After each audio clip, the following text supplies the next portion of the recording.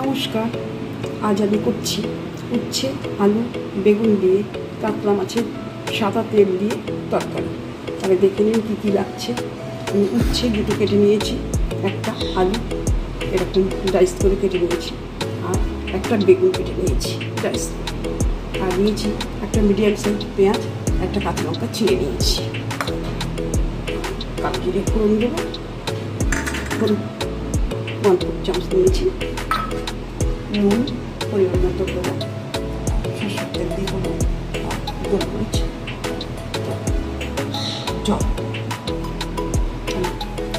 আমি সরষের তেল দিচ্ছি, তেলটা খুব সামান্য দেবো, কারণ মাছের তেল থেকে ভীষণভাবে তেল উঠবে।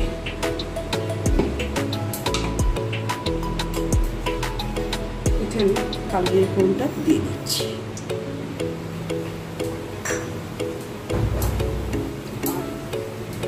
নুনটা আমি আগে থাকতেই 1 চামচ দিয়ে রাখছি, নাহলে ভীষণ ফাটবে তেলটা।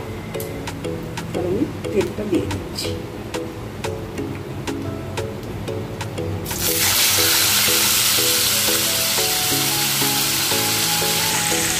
তেলটা আমি একটু করে ভেঙে নিয়েছি, এখানে আমি তেল দিচ্ছি, এই তেলেই উচ্ছেটা ভাজতে দিচ্ছি।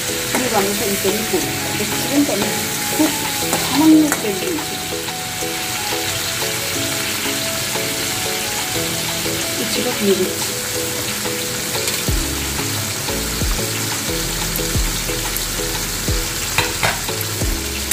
উচ্ছেটাকে ভাজা ভেজে এই তেলে দিচ্ছি। পরিমাণ মতো নুন,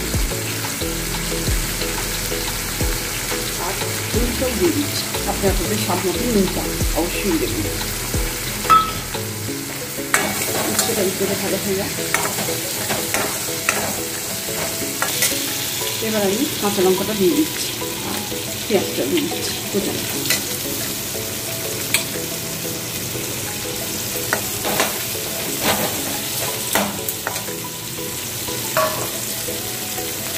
এবার আলুটা দিয়ে দিচ্ছি।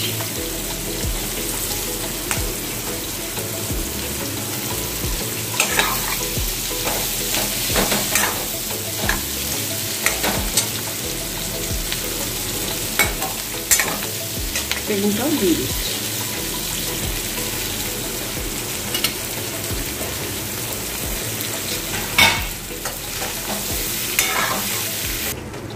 ফিরে আসলাম 7 মিনিট পর। আমি চাপা দিয়ে এটাকে একটু নেড়ে দিয়েছিলাম। এবার আমি এখানে আর জিরাটা দিয়ে দেবো, এটা আমি বলতে ভুলে গিয়েছি, এটা দিয়ে দিচ্ছি।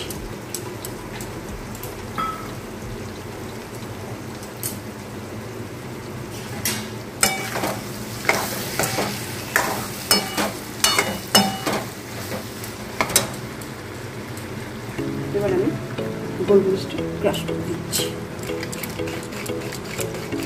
দেখে মাছের তেলের যে একটা গন্ধ থাকে, সেই গন্ধটা কেটে তাহলে গোলমরিচটা ক্রাশ করে দিলাম, ধনে জিরাটা দিয়ে দিলাম। আর জল দেওয়ার কোনো প্রয়োজনই দেখছি না, সব সেদ্ধ হয়ে গেছে। এবার শেষের পর্যায়ে এসে গেছে, মেরে আমি নামিয়ে। তাহলে দেখুন আমি তরকারিটা কমপ্লিট হয়ে গেছে, উচ্ছে দিয়ে মাছের তেলের তরকারি। তো আপনাদের কাছে অনুরোধ রইল, অবশ্যই একবার করে খেয়ে দেখবেন।